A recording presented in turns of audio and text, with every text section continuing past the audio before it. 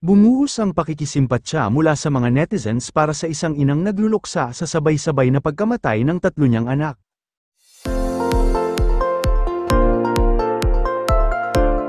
Nakiramay kay Myla Santillana ang napakaraming social media users nang makita at mabasa ang ipinost niya sa Facebook tungkol sa malagim na sinapit ng tatlong minor de edad na anak. Sa FB status ni Myla noong October 20, makikita ang litrato ng kanyang mga anak na may makabagbag damdamin at makabasag pusong mensahe.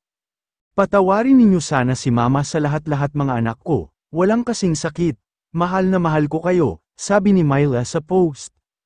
Nauna rito, nagbahagi rin ng ginang ng kanyang saloobin kalakip ang isa pang litrato ng kanyang mga anak, sabi niya sa caption, malupit ang Diyos nyo, sobrang lupit.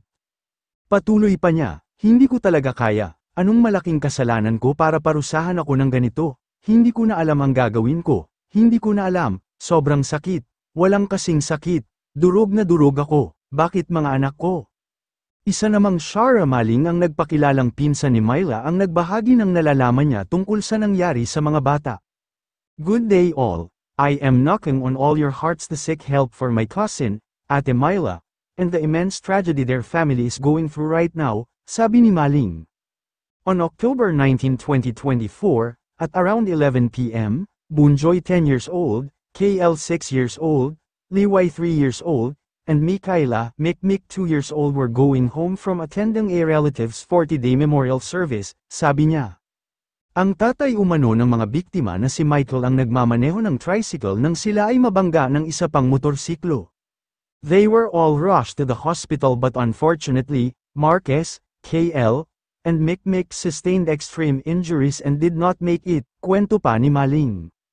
Pahayag pa niya, nakaligtas ang isa pang anak ni Myla at Michael matapos siyang protektahan ng kapatid na si Marquez, hindi pa rin nagkakamalay si Michael, na nasa kritikal na kondisyon. The tremendous grief their family is going through is unexplainable, and we are knocking at your generous hearts to help their family pay for the piling medical expenses, and the life they must continue to live after this tragic event.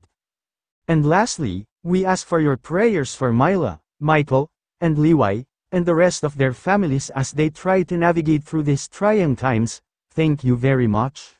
Pahayag pa ni Maling, base sa report ng pulisya, naganap ang aksidente noong October 19 sa Santa Rosa, Nueva Ecija.